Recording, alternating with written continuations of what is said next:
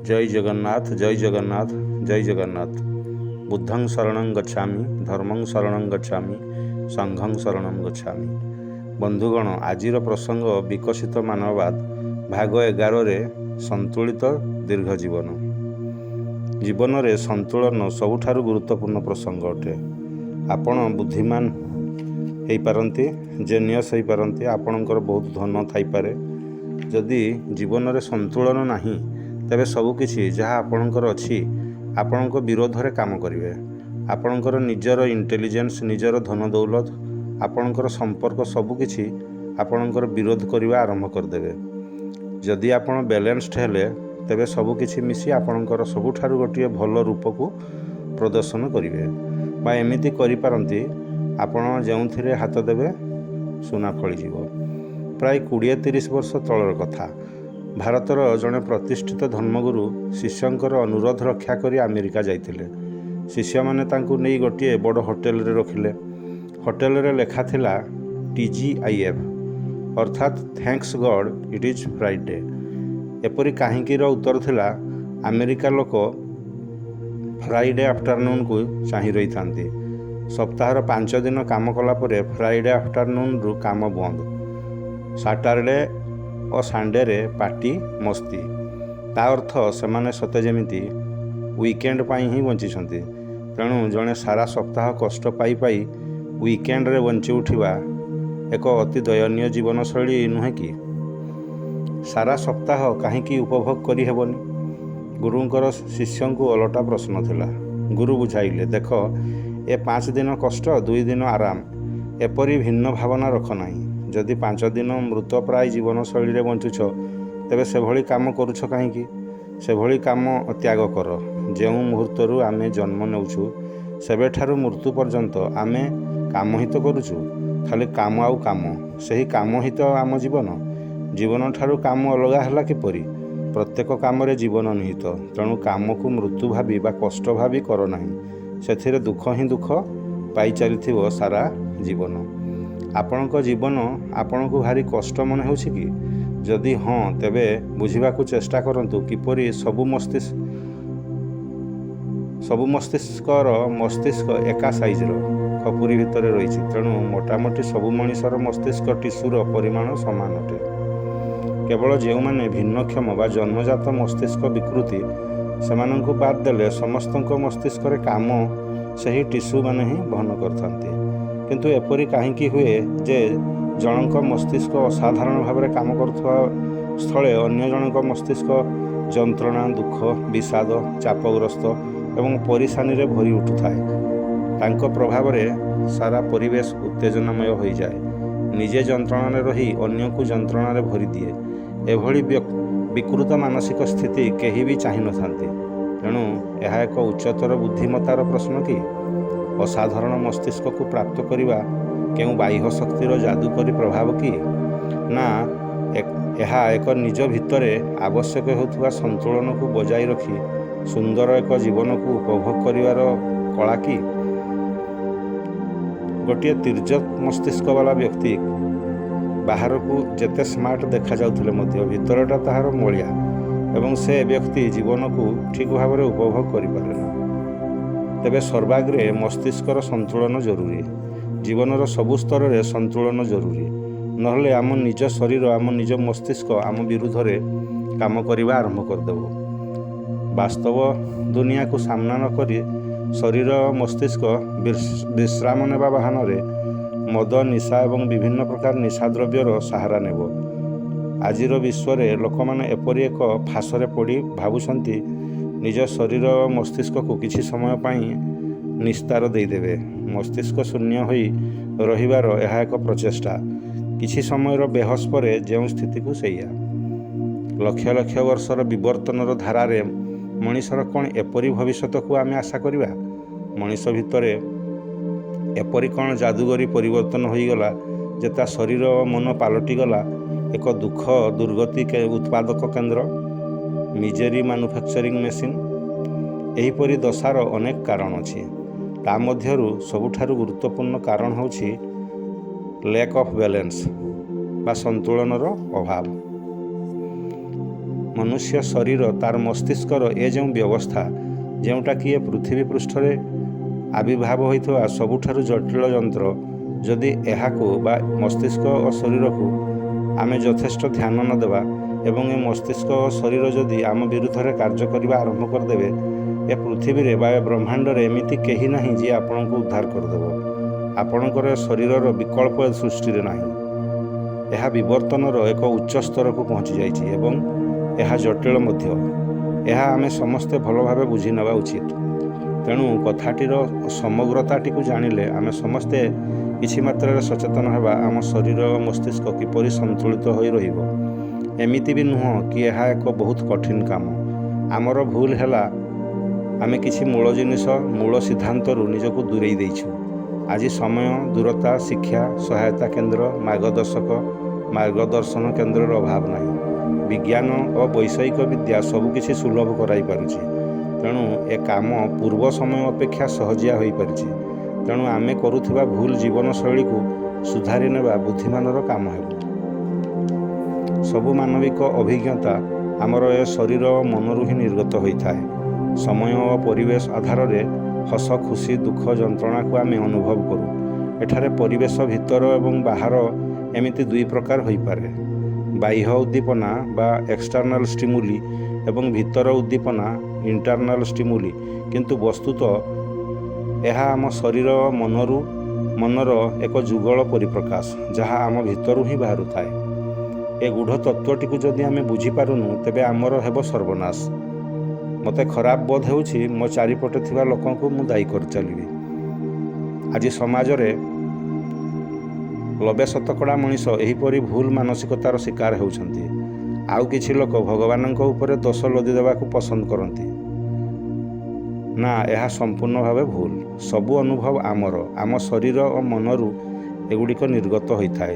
ତେଣୁ ଯଦି କଷ୍ଟ ଅନୁଭବ ଆସୁଛି, ତେବେ ପ୍ରଥମେ ନିଜକୁ ନିଜେ ଯାଞ୍ଚ କରି ନିଅନ୍ତୁ, ମୁଁ କିଛି ଭୁଲ କରୁନି ତ? ନିଜକୁ ନିଜେ ପଚାରନ୍ତୁ, ମୁଁ ଭୁଲ ଖାଦ୍ୟ ଖାଉନି ତ? କାରଣ ଖାଦ୍ୟର କରାମତି ବି କିଛି କମ୍ ନୁହଁ। ମୁଁ ଭୁଲ ଶୋଉନି ତ? ମୁଁ ଭୁଲ ବସୁନି ତ? ମୁଁ ନିଶ୍ୱାସ ପ୍ରଶ୍ୱାସ ଠିକ୍ ନେଉନି କି? ମୋର ହୃଦୟର ସ୍ପନ୍ଦନ ଭୁଲ ଭାବେ ହେଉନି ତ?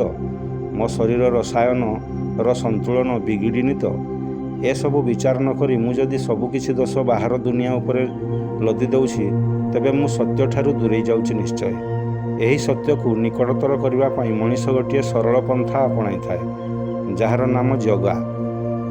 ନାଡ଼ି ବିଭାଜନ, ଯୋଗ ନମସ୍କାର, ସୂର୍ଯ୍ୟ ନମସ୍କାର, ସୂର୍ଯ୍ୟକ୍ରିୟା ଇତ୍ୟାଦି ଇତ୍ୟାଦି। ତେଣୁ ପ୍ରଥମ କଥା ହେଉଛି ନିଜକୁ ନିୟନ୍ତ୍ରଣ କରି ସନ୍ତୁଳନକୁ ପ୍ରାପ୍ତ କରିନେବା। ଯଦି ଆପଣ ଏହାକୁ ପ୍ରାପ୍ତ କରୁନାହାନ୍ତି, ତେବେ ଯାହା କର୍ମ ଆପଣ କଲେ ମଧ୍ୟ ଅସୁବିଧାରେ ପଡ଼ିବେ। ଥରେ ଏହାକୁ ପ୍ରାପ୍ତ କରିନିଅନ୍ତୁ ଏବଂ ତାପରେ ଯାହା କର୍ମ କଲେ ସଫଳତା ନିଶ୍ଚୟ ମିଳିବ। ତେଣୁ ସନ୍ତୁଳନ ହିଁ ଆମର ମୂଳଦୁଆ। ଏକ ସନ୍ତୁଳିତ ମୂଳଦୁଆ ଉପରେ ବହୁତଳ ପ୍ରସାଦ ଗଢ଼ିବାରେ କିଛି ଅସୁବିଧା ନାହିଁ। କେହି ଭୂମିଗତ ରହିବା ବା living close to the ground ରହିବାର ମତ ଦିଅନ୍ତି ବା ସର୍ବନିମ୍ନ ସ୍ତରରେ ରହିବାର ମତ ଦିଅନ୍ତି। ହେଲେ ଏ ମତକୁ ମାନିନେଲେ ବର୍ଷର ବିବର୍ତ୍ତନ ପ୍ରକ୍ରିୟା ଦ୍ୱାରା ଯେଉଁ ମାନବବାଦର ବିକାଶ ଘଟିଛି, ତାହା ପୁରା ନଷ୍ଟ ହୋଇଯିବନି କି? ପୃଥିବୀ ବକ୍ଷରେ ମନୁଷ୍ୟର ବୌଦ୍ଧିକ ବିକାଶକୁ କିଏ ଅଟକାଇ ପାରିବ? ବିଜ୍ଞାନ ଓ ପ୍ରଯୁକ୍ତି ବିଦ୍ୟାର ବିକାଶର ଚରମ ସୋପାନକୁ ଆଜି ମନୁଷ୍ୟ ପହଞ୍ଚି ପାରିଥିବା ବେଳେ ଜୀବନଶୈଳୀକୁ ଅନୁଶାସିତ, ଶୃଙ୍ଖଳିତ, ସନ୍ତୁଳିତ କରିବାକୁ କୁହାଯାଉଛି। ସର୍ବନିମ୍ନ ସ୍ତରର ଜୀବନଶୈଳୀ ବା ଦାରିଦ୍ର୍ୟ ଭଳି ଜୀବନଶୈଳୀ କଥା ଏଠାରେ ଆଦୌ କୁହାଯାଉନି। ଯୁବାବସ୍ଥାରୁ ଏହାକୁ ଅଭ୍ୟାସ କରିବା ବୁଦ୍ଧିମାନର କାର୍ଯ୍ୟ ଅଟେ। ଯୁବାବସ୍ଥାରେ ସମୟ ସମୟରେ ବହୁତ ସାରା ଭଲ ଓ ଖରାପ ଅନୁଭୂତିର ସାମ୍ନା କରିବା ସ୍ୱାଭାବିକ। ଅନ୍ୟମାନେ ସାହାଯ୍ୟର ହାତ ବଢ଼ାଇ ପାରନ୍ତି। ଯଦି ଖରାପ ଅବସ୍ଥାରେ ଅଛନ୍ତି, କିଛି ଲୋକ ସେଥିରେ ଇନ୍ଧନ ଦେବା ପାଇଁ ପ୍ରସ୍ତୁତ ଥାନ୍ତି। ଯଦି ଭଲ ଅବସ୍ଥାରେ ଅଛନ୍ତି, ତା ପାଇଁ ବି କିଛି ଲୋକ ସାହାଯ୍ୟର ହାତ ବଢ଼ାଇ ପାରନ୍ତି। ହେଲେ ସେମାନେ ତାଙ୍କ ଅନୁଭୂତି ଆଧାରରେ ଆପଣଙ୍କୁ ସାହାଯ୍ୟ କରିପାରିବେ। ବସ୍ତୁତଃ ଆପଣଙ୍କର ଜୀବନର ଅନୁଭୂତି ଆପଣଙ୍କର ନିଜସ୍ୱ। ଆପଣ ହିଁ କର୍ତ୍ତା, ଆପଣ ହିଁ ଭୋକ୍ତା। ଏହା ଆପଣଙ୍କର କର୍ମ।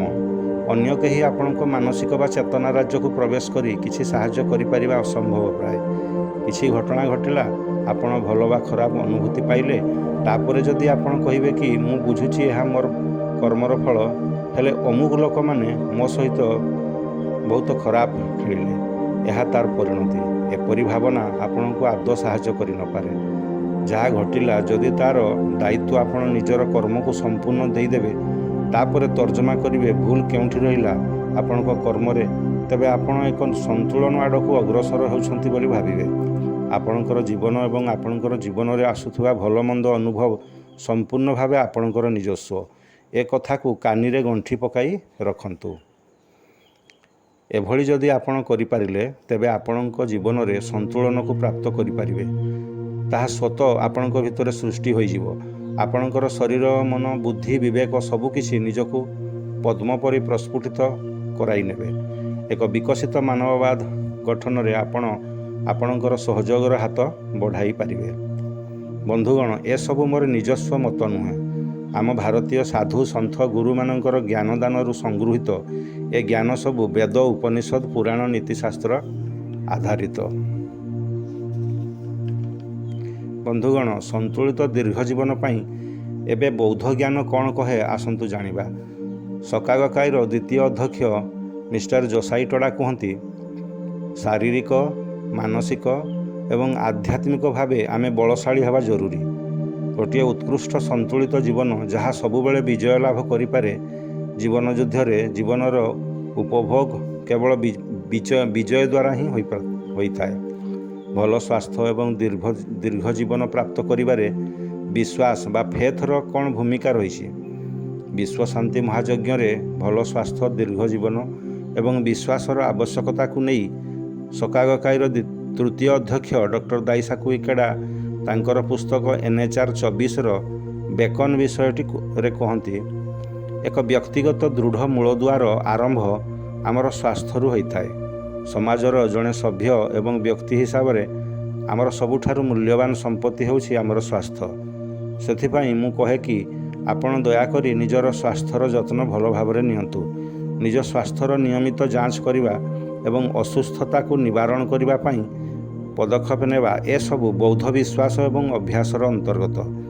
ସ୍ୱାସ୍ଥ୍ୟକୁ ଅତୁଟ ରଖିବା ଏବଂ ସଫଳ ଜୀବନ ଏବଂ କର୍ମକ୍ଷେତ୍ରରେ ସଫଳତା ପାଇଁ ଅନିବାର୍ଯ୍ୟ ଅଟେ। କର୍ମକ୍ଷେତ୍ରରେ ଆମର ପ୍ରକୃତ ଅବଦାନ ଏବଂ କଠିନ ପରିଶ୍ରମ କରିବା ସେତେବେଳେ ସମ୍ଭବ ଯେବେ ଆମେ ଊର୍ଜାବାନ ଏବଂ ସ୍ୱାସ୍ଥ୍ୟବାନ ରହିବା। ଏକ ସନ୍ତୁଳିତ ଏବଂ ଅନୁଶାସିତ ଜୀବନ ଗଠନରେ ଗଙ୍ଗୀୟ ଏବଂ ଡାଇମକୁ ଆମକୁ ତାଜା ଏବଂ ପୁନର୍ଜୀବିତ କରିପାରେ। ଆମ ଜୀବନୀ ଶକ୍ତି ବା ଆମ ଲାଇଫ୍ ଫୋର୍ସକୁ ଉଦ୍ଭାସିତ କରିପାରେ। ଫଳରେ ଆମେ ଆମ କର୍ମକ୍ଷେତ୍ରରେ ତଥା ସମାଜ ଗଠନରେ ସକ୍ରିୟ ଭୂମିକା ନେଇପାରିବା। ସେମିତି ଡକ୍ଟର ଦାଇସାକୁ ଇକେଡା ତାଙ୍କ ପୁସ୍ତକ NHR 19ର ସାନଲାଇଟ୍ ବିଷୟଟିରେ କହୁଛନ୍ତି, ବୌଦ୍ଧ ବିଶ୍ୱାସ ଅଭ୍ୟାସ କରୁଥିବା ବ୍ୟକ୍ତି ନିଜର ଶକ୍ତିର ପ୍ରଦର୍ଶନ କରିବାର ଆବଶ୍ୟକତା ଅଛି। କାରଣ ଏକ ବୌଦ୍ଧ ଅବଧାରଣା କହେ ଯେ ଫେଥ୍ ବିଂ ମ୍ୟାନିଫେଷ୍ଟେଡ୍ ଇନ୍ ହେଲ୍ଥ। ଅବଶ୍ୟ ବ୍ୟକ୍ତିଗତ କର୍ମର ପ୍ରଶ୍ନ ରହିଛି, କିନ୍ତୁ ଆମେ ଆମ ସ୍ୱାସ୍ଥ୍ୟ ସହିତ ଯଦି କମ୍ପ୍ରମାଇଜ୍ କରିନେବା, ତେବେ ଆମେ ଚାହୁଁଥିବା କର୍ମ ହୁଏତ ଆମେ କରିପାରିବାନି। ଏମିତି ବି ଆମ ଶରୀର ରକ୍ତ ମାଂସରେ ଗଢ଼ା। ଏହା ସ୍ୱାଭାବିକ ଯେ ଆମେ ଅସୁସ୍ଥତାରେ ପଡ଼ିବା, କିନ୍ତୁ ଏହା ବହୁତ ଜରୁରୀ ଯେ ସୁସ୍ଥ ରହିବା ପାଇଁ ହୃଦୟ ଦେଇ ପ୍ରାର୍ଥନା କରିବା। ପ୍ରାର୍ଥନା ଆମ ଜୀବନକୁ ଏ ବ୍ରହ୍ମାଣ୍ଡର ମୌଳିକ ଲୟ ବା ଫାଣ୍ଡାମେଣ୍ଟାଲ ରିଦିମ୍ ସହିତ ଗଭୀର ଭାବରେ ଯୋଡ଼ି ଦେଇପାରେ।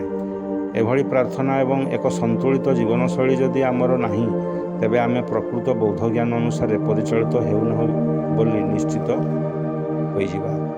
ଆମେ ଏକ ସନ୍ତୁଳିତ ଜୀବନଶୈଳୀକୁ କିପରି ଆପଣାଇ ପାରିବା, ତାହା ଦି 5 ଇଟର୍ନାଲ ଗାଇଡଲାଇନ୍ସ ଅଫ୍ ସକାଗକାଇରେ ପେଜ୍ 48-49ରେ ଦର୍ଶାଯାଇଛି। ସେଗୁଡ଼ିକ ହେଲା, ପ୍ରଥମେ ପ୍ରତିଦିନ ଏକ ଶକ୍ତିଶାଳୀ ଗଙ୍ଗୀୟ କରନ୍ତୁ ବା ପ୍ରେୟାର କରନ୍ତୁ। ଦ୍ୱିତୀୟ, ଏକ ପ୍ରଡକ୍ଟିଭ୍ ବା ଉତ୍ପାଦକ ଜୀବନଶୈଳୀ ଆପଣାନ୍ତୁ। ତୃତୀୟ, ଅନ୍ୟମାନଙ୍କ ମଙ୍ଗଳ ପାଇଁ କିଛି ବି କରନ୍ତୁ। ଚତୁର୍ଥ, ବୁଝି ବିଚାରି ଭୋଜନ ଗ୍ରହଣ କରନ୍ତୁ। ଇଟ୍ ୱାଇଜଲି। ସବୁବେଳେ ମୂଳ କଥାକୁ ଗୁରୁତ୍ୱ ଦେବା। ଯଦି ଆମେ ନିଜକୁ ଖାଦ୍ୟ ପାନୀୟରେ ଅତ୍ୟଧିକ ଲାଳସା ରଖିବା, ଯଥେଷ୍ଟ ଶୋଇବାନି, ଅବଶ ହେଲା ପର୍ଯ୍ୟନ୍ତ ଯଦି କାମ କରୁଥିବା, ତେବେ ତାର ମୂଲ୍ୟ ତ ନିଶ୍ଚିତ ଦେବାକୁ ପଡ଼ିବ। ତାର ମୂଲ୍ୟ ହେଉଛି ଆମ ଶରୀରର ଅସୁସ୍ଥତା ବା ଦୁର୍ଘଟଣା। ତେଣୁ ଆମକୁ ଜ୍ଞାନ ସମ୍ପନ୍ନ ଏବଂ ଉତ୍ପାଦକପୂର୍ଣ୍ଣ ଜୀବନ ଦରକାର। ବୌଦ୍ଧ ଜ୍ଞାନ ଆମକୁ ଏସବୁ ଯୋଗାଇଥାଏ। ସଅଳ ବିଛଣାକୁ ଯିବା, ଗଭୀର ନିଦ୍ରା ଏବଂ ଯଥେଷ୍ଟ ବିଶ୍ରାମ ସହିତ ଶକ୍ତିଶାଳୀ ପ୍ରାର୍ଥନା ଆମକୁ ତାଜା କରିଦେବ, ଶକ୍ତି ଭରିଦେବ।